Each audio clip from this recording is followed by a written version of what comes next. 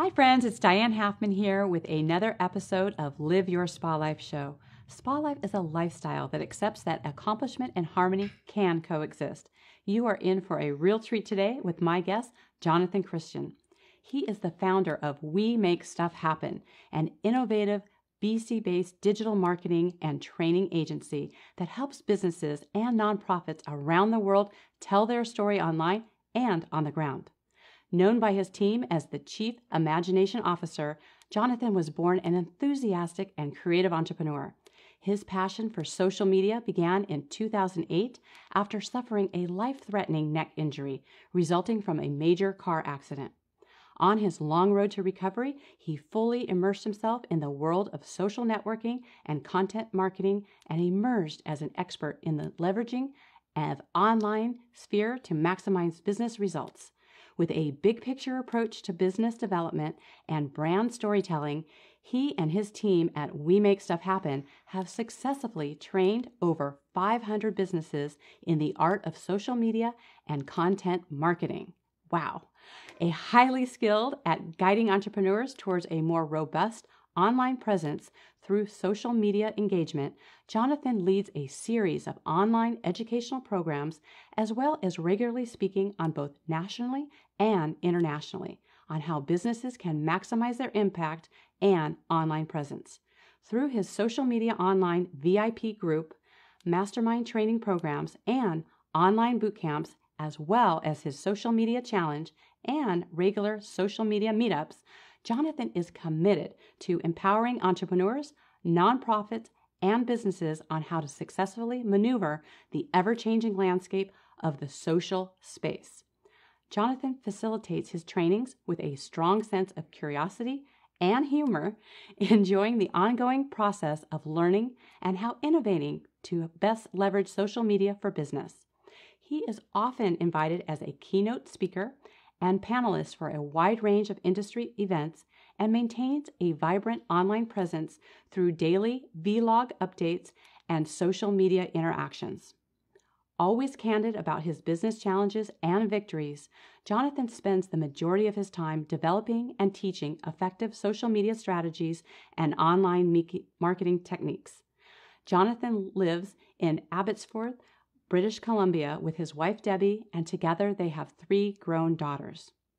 Jonathan, welcome and thank you for being here today to be part of the conversation of Spa Life. Well, thank you for having me. I feel like I'm at a spa already. It's wonderful. Oh, so wonderful to have you here with me. And so for those of you who may be joining us for the first time, you may be asking yourself, what is Spa Life? So Spa Life is a lifestyle, and it's a lifestyle that accepts that accomplishment and harmony coexist. So Jonathan, many people live their life by default, and we really want to talk to them about how they can live by design instead. So what are some of the things that you consciously create that allow you to live your spa life? That is an amazing question. I guess to go back, the first thing I did was I left my career. I knew that I was an entrepreneur at heart. I was brought up in a family business, and being in that corporate structure, although I was really good at it, was too constricting for me. So setting up my own business was the first part of that journey to have my own freedom. Right. And then from that, fast forward 13 years, my goodness, I'm my own boss. And because of that, I control my own space, and I can also control my own results. So for me, we have 3 grown daughters now, but, you know, for the way that life has been, and, you know, bathrooms and children, and especially girls and makeup and hair. I can relate. The best thing that I could do was to get up early. And I found that as much as I wasn't particularly an early bird at the time, I became one. And that 1 hour in the morning, that's my time. And recently I've moved away from drinking coffee first thing to having just hot water with organic lemon squidged in. So I get my blanket. I have different blankets for different seasons. I snuggle down on my sofa. I have my hot drink. And I just contemplate the day. I have different journals that come up on my iPhone. I'm not looking at email. Right. I'm not looking at social media. This is just my time for me to just get into my own space. And the days that I have to travel and get a 4 a.m. ride to an airport or something, and I don't get that, I'm totally discombobulated. I need that time for me. The other thing that I've done very differently, literally just this year, is I was averaging around 5.25, 5.5 hours of sleep, just because I was so busy. And then I realized that maybe, being busy doesn't mean being productive. So I have been beating myself up to try and become more strategic and more delegating. So I am now averaging, and I checked my Garmin today, I'm averaging 8 hours, 13 minutes per night now. Fantastic. And this thing also counts my steps. And it buzzes every hour if I don't move. Gotcha. So I'm using a little bit of technology to get me out there. But I think the sleep has made a big difference. And then just having places in my home that are my places. So going down to the basement when everything's just tidy, it makes me feel good. I have 3 hummingbird feeders that I love to feed. And we had them all the way through the winter. I live in Canada. And the way we were able to do that was rotate them every 3 hours so that it didn't freeze. And I got so much pleasure out of watching those little hummingbirds be nourished and survive because of my intention. And just those little things, my squirrels, my raccoons, my rabbits, my hummingbirds. I'm kind of one with nature. I live in a pretty developed area. And then just being able to get outside and just breathe the free air, even if it's just for a couple of minutes, and just be grateful for whatever it is that I am. I walk up the stairs, I walk through the front door, and I'm just thankful for everything that I have. And that just sets my candor, if you like, for the day. Right. I love that. It's so funny when you see and you talk to people who, are so successful, you think about how is it they can carve that. But when you make it a priority to have, we talk in SpaLife about being in nature and having self-care and really putting yourself first, because we really don't have anything to give when we deplete ourselves. And so I love what you've created in having that harmony in your life and setting the tone and actually recognizing when it's not working, when it doesn't happen. Right? I mean, to go into my closet and have all my shirts color coordinated and ironed, that I can just pull out which one, and I take no credit for that whatsoever. To be able to open a fridge and have nutritious snacks ready for me to eat, or even my drawer now, my wife Debbie sort of gets that ready for me. That just takes the angst out of my day. It's like, I'm busy, I'm hungry, I need food right now. And then there it is. That is a perfect example of what we talk about creating a life of design, about really designing it with intentionality of what actually supports you. I mean, if you know that you're going to need to sustain your energy through the day, what are you nutritionally doing to support you in that? I mean, what is it just visually having the support, being able to see your clothes? I mean, a lot of people, they don't think about how much that actually impacts your day, but just having that little bit of extra effort to design your day and not living by default. I mean, how is that for you when things aren't quite in that default mode? If I'm in a mess, I'm a mess. Even like the structure of my desk, I'm a little OCD about the angle of my photographs of everything around me and exactly what's there and the angle of, if someone's moved my Mac, I know it. Even a millimeter, it's like I'm moving it back. But when I'm in the surroundings that I can control, and a picture of my dad and my mom and my wife and my kids around me, I feel safe. And that's a safe place for me to sort of make strong business decisions, to make offers. And then my background, I have a beautiful bookcase. And it's full of books that I've read or I want to read that empower me. And just being surrounded by, as I say, photographs of family and great books and learning. And I'm very fortunate to have a south-facing window that looks right over the Canadian-Washington border. It's so inspiring. And every minute there's a different cloud formation. That's my little SpaLife. I love it. I mean, can't you just see it? I mean, you talk about the crisp air and just the visuals. And, a lot of times when people think about organizing their space, they sometimes think of a very sterile environment, or it has to be completely clear.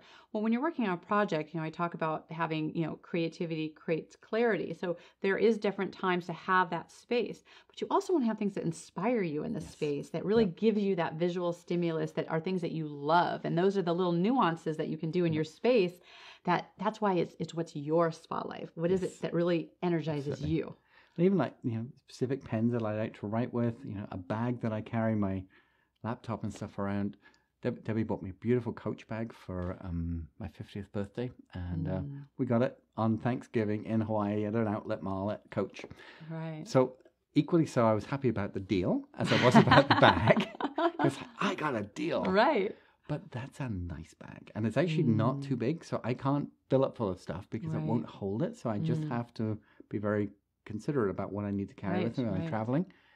And I feel good with that. I love it. You know, that's what's so funny is that sometimes it's a few key things that really inspire you, that you love, that are in your space, that really bring joy to you, you know, versus having a lot of things. Yeah. Right? Because a lot just has you kind of disperse versus that just focused, just inspiration and joy. Yes, absolutely. I love that. And clean floors and polished windows and all the stuff that I take for granted in my home totally changes my perspective.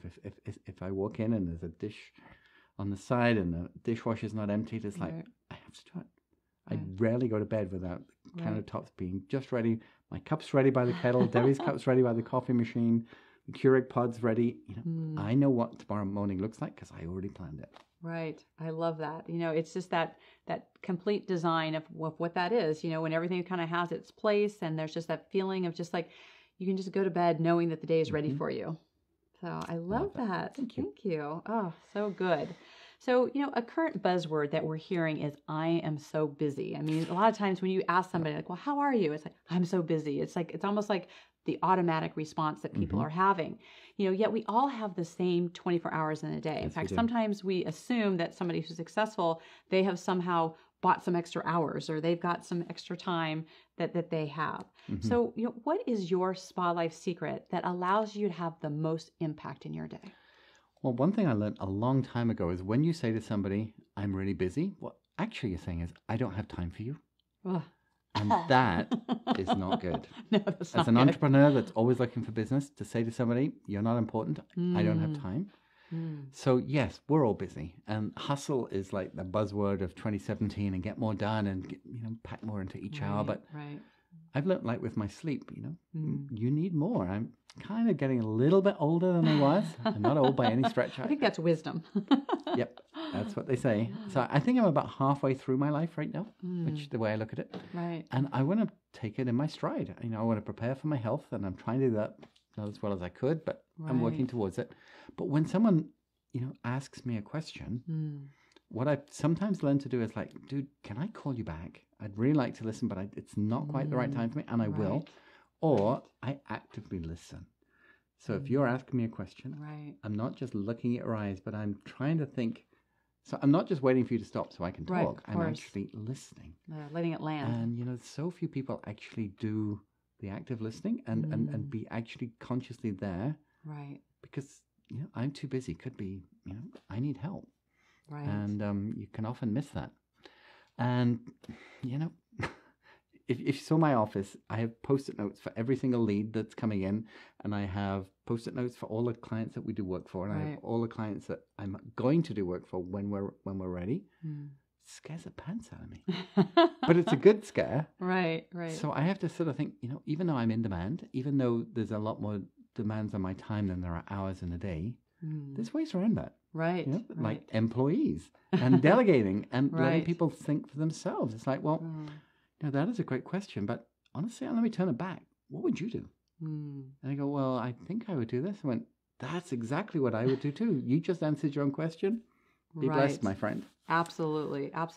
Well, yeah, I think sometimes we get in the habits of saying certain words. So, you know, that busy is kind of a key word, just like any other habit to shift. I mean, I've talked to some people where, you know, we're having this kind of conversation and they'll say things instead like, well, I'm so blessed, or I'm in demand, or there's a way to just shift the energy of that so that it really is, you know, where it's opening up. Because like you mentioned, like if you say I'm too busy, that's like, I don't have time for you, versus I'm in demand or I'm blessed. That's like going, well, still come into I have a full life, but I still, you know, welcome you in and I want you to be, you know, part of that world. Yeah. Everybody has a unique story. And I had somebody say to me the other day, she said, I'm probably too small for you now. So, you know, I appreciate you probably haven't got time to call. I went, you know what? Nobody's too small. You know, you may be in an early stages of your business and you may not have the budget that you'd like to spend, but you are equally as important to me as a person that, you know, might be spending, you know, an awful lot more. And you never know when someone's going to surprise you. Absolutely. Yeah. Well, and their idea of small, you know, may not equate to something else either, right? But they're still a person. Right. And we're still here to serve. Yep. right? Wherever they're at with it. What's that? Dr. Seuss, a person's a person no matter how small. I'm not going to sing it, but that's what it's about, right? I love it. I love it. Oh, so good. So, is there anything else you'd like to share with our audience? Well, I live in a world of social media, and it can be such a crazy existence, and that you need to be on Facebook, you got to check your Twitter, you're looking at your email, you're thinking you have to make a Facebook Live video, and before you know it, you get so overwhelmed that you actually achieve nothing. So what I say to people was go into social media with intention, in so much as like, I have 15 minutes right now. I'm going to go into Facebook. I'm going to look at my 6 favorite pages of competitors that, I really respect, or nonprofits that really make a difference. And I'm going to like, comment, share around those pages. I'd like to find 3 or 4 of my friends that I follow that I'd like to sort of get in touch with and get out. And you can do that in 15 minutes rather than spending an hour and a half going down every little Reddit trail and BuzzFeed and recipe and all of that and calling it research, but really just wasting time. So I always say to people to go into the social media with intention, and also go in with an attitude of serving. It's like, how can I serve somebody today with this post? Whether it's motivational or, a spiritual reflection, or maybe it's just a funny story, but you have a stage and an ownership that you can just take to people, and it's too much of a priority to waste it. So go in with intention and limit your time. And remember, FaceTime and FaceTime are very different. And you need to give your family real FaceTime, not just phone time. Yes. And so how do you approach that balance? Well, I'm different in a little way because I teach social media. Right. So I spend a lot of my leisure time on social media because I'm learning. I wouldn't necessarily recommend that you spend as much time on social as I do, and I won't tell you how long that actually is. But I love to assimilate new stuff, and whether it's Snapchat or Instagram stories or all those sort of things, I love. And I think what's happened with our business is that people go to us now as a trusted source. So they don't need to go learn it. They just need to know that we know it so we can help them. Right. So that's really fun. And the other thing too is that you can't do it all. So just do one really well. And then when you've got that mastered and it's in your stride, then pick another. So whether it's Facebook or Instagram, or whether it's making video, or whether it's writing blogs. Writing blogs is just such a lost art. And it's probably the most important thing that people could do, because everything you do on social media now is there for all time. I mean, if I look at my grandfather, I've got to find a little old black and white photograph and go, there he is. Right. My grandkids are going to be Googling. It's like, oh my gosh, look what my grandpa did, because everything's online now. Right. So right. remember that you're leaving a digital legacy. And it's when you think of it like that, and this is what my grandkids might see in 50 years, holy Dinah, you want to get that right. So go with it with intention. Well, and I love that aspect of intention, because I remember one of your things that you were sharing was, don't post anything that you wouldn't want your mom to see. Yes. Right? Can you elaborate on that a little bit? Well, yeah. I mean, you can't take it out. I mean, once someone's like, comment, shared, even if you delete it, it's somewhere. And I excuse the phrase, but I liken it to peeing in a swimming pool. Once it's in there, you got to use a heck of a lot of chlorine, but it's still in there in some fashion. So it's the same as social media. So I believe you have as much sensitivity in your gut as you do in your brain. And if something doesn't feel right, if you have to stop and think, then listen to your gut and just don't. And my simple rule is like, would my mum approve? My mum's long gone and buried and in glory, but would she approve? And it's like, no, she wouldn't. She might say, what do you like? And that's okay, but she'd really? Right. Then I just don't do it. So I like the mum rule. Yeah, I like that. So, I mean, you can be out in social media, you can connect with people, but, don't forget those things that really make you who you are, the family who are close to you, the environment that you're creating for each other, and really come from a place of intentionality. Absolutely. Yeah. And we have 2 of these and 1 of these. So the more you listen and the more you sort of absorb, then when you do speak, you can speak with more clarity and you can speak with more integrity rather than just blah, blah, blah, just because you can. Right. Oh, there's a lovely unfollow button, and eventually there's a block button. But you don't need those if people just use their time wisely. Right. I love that. Well, thank you so much for being here on the show. I love the studio. It's awesome. Thank you for being in our SpaLife studio. And so one of the things that I ask, all of the people that I interview and come here in our studio is, SpaLife is really about how you want to feel. It's one of intentionality in each one of the rooms of your home. So what is your favorite room and why?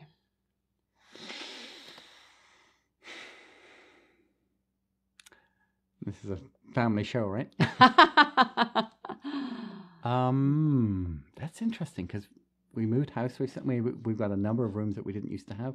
Right. We have a media room that I don't get to use very often, but we have the Lazy Boys and a big screen TV, and I can go watch Lord of the Rings and get lost in Lothlorien, and that's pretty cool. But I don't do that often. Mm. But for me, I would say it's our family room where everything happens. It's my sofa, it's my blanket, quite often when it's empty, and everybody else is still sleeping. And that's my space. The stone fireplace, the wood floor, the leather sofa, all of those elements just combine to my Zen moment, if you like. And the cushions have to be at the right angle and everything has to be just so. I'm a little like OCD, but when I get my surroundings right, then I totally find peace and I'm good. Right. It's interesting.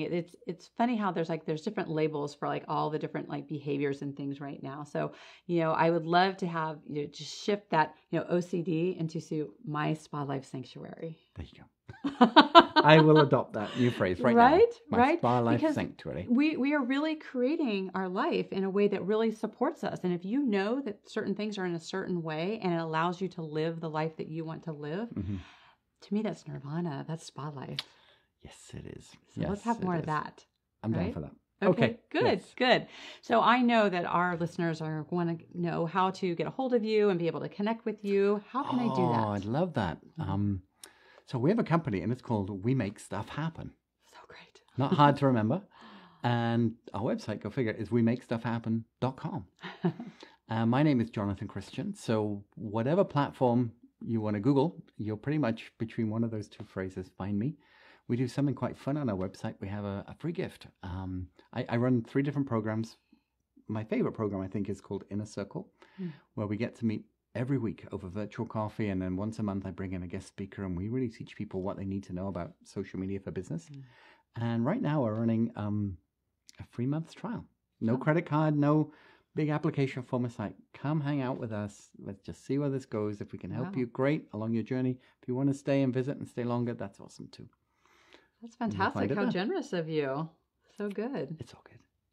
So good. Well, thank you so much for your time and being here and having this conversation in SpaLife. I really appreciate that. Thank you for having me. Yeah. I feel like I could sleep for a million years now. Fantastic. Thank you so much for being here. So welcome. So for those of you here on our show that are maybe wondering, how can you step into your SpaLife and how can you even begin or start? I invite you to go to my website and be able to download my free guide. And that's where you can step into your SpaLife and you can go to dianehalfman.com/guide. And that way you'll be able to look at all the different elements and really start to see how you can start incorporating that into your life. So until we meet again, live your SpaLife. Bye for now. Bye.